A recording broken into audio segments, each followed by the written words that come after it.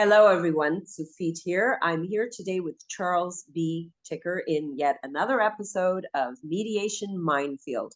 What can make your mediation blow up or fizzle out without settlement?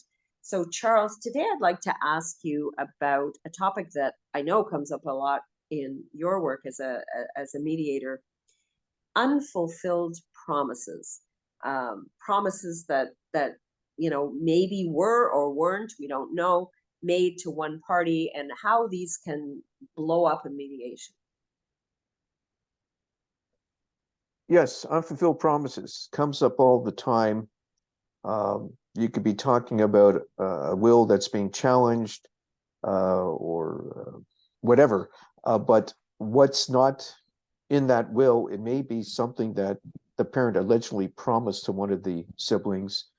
It's not mentioned in the will, it's not mentioned anywhere in writing, and yet there's this tremendous connection to this chattel, and there's a fight about what mom or dad promised. It could be something like, I remember like a car, an old beat up car sitting in the garage that it's not even, can't even start it, and someone said, no, I want that car because dad promised me. We used to work on it together. I remember working with dad in that car, and they couldn't even get the car started, and you have a fight about, the other sibling says, no, I want the car because it's an antique, and usually these things, once again, haven't been valued, as I mentioned in early videos, so nobody really knows what they're worth. It's always worth a lot less than they think it's worth. That's for sure. But it's the emotional value, and so you can spend a lot of time arguing about something that really has nothing to do with the lawsuit, but it's something that's so important to that party that they're not going to move forward until that issue is resolved. And you get into this sort of tug of war over this piece of property. And that could be a minefield that blows up the whole mediation. And how do the parties even begin to prove something like that? Like, it could be that mom always said, I'll give you my sewing machine, or you're going to get my sewing machine, or dad said you're going to get the car, or whatever. But mom or dad only said it to that person. And what happens if mom or dad said to both children, both adult children, you're going to get it, you're going to, who knows, maybe mom said one thing 30 years ago and forgot it, and then 10 years ago said something else. How does one even begin to prove something like this that's not documented? And is it worth trying to prove it at a mediation? And who are we trying to prove it to? Exactly.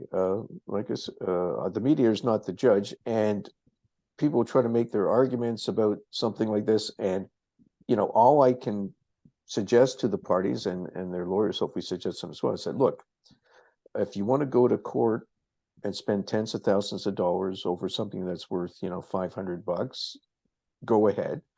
But this is the kind of evidence you most likely you're going to have to prove your case. So it's not going to be just your word against your sibling's word. You're going to have some corroboration, some corroborative evidence, because your parent's not there to give testimony. So you're going to have something, a letter or some other people that don't have an interest in it, that overheard something. Maybe that'll be okay, even though it's hearsay or double hearsay. Very difficult. And the thing is, people get so hung up on something, spending so much money on something that has very little monetary value, but has tremendous sentimental value to them. So all I can do in a case like that is explain to them the difficulties, the challenges they face, and try to get them to focus on the bigger picture. But that can be a challenge. Dear diary, mom said I can have her sewing machine when I grow up.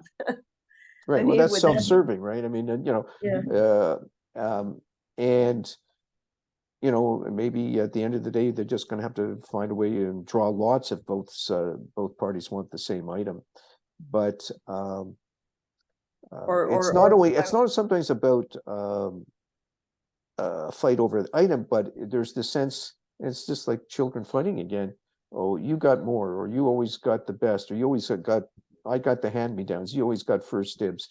And they look at it, it's a tug of war that they don't want to lose because they're giving in. They're making it concession, even though the whole idea of the mediation is both sides to make concessions. Concessions are looked as giving in, as weakness. And the challenge for the mediator, like myself, is to say, look, you're not being weak, you're not giving in, you're being pragmatic. And the good thing is you're moving on with your life. You're putting this behind you, all this stress. I mean, parties they're fighting over these things and they're telling me, I don't want you to say anything in the other room, but, I recently was given a very bad diagnosis, or I have a heart condition, or going to need a bypass. And when I hear that, I just sort of look at them and say, like, what are you doing? Your health is your wealth. What are you fighting about? And because, I've seen this as a litigator where clients come to me and say that this litigation is making me physically ill. I can't sleep. I'm getting boils and rashes. I mean, this actually happened. So in a situation like this, where there seems to be this minefield that's not going away, that things are going to blow up, I come out with my, is it really worth it, folks? And how you feeling these days? How are you sleeping? How's your health?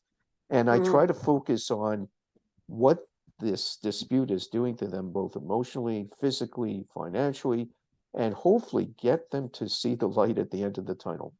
But some people are very stubborn, and it's a challenge.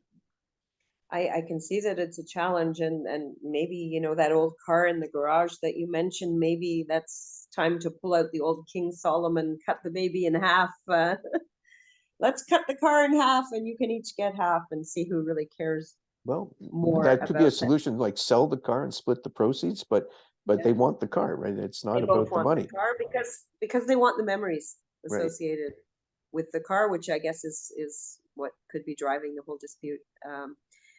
Our guest today has been Charles B. Ticker, estate mediator and litigator, in another episode of Mediation Minefield. What can make your mediation blow up or fizzle out without settlement? Charles, thank you very much. My pleasure.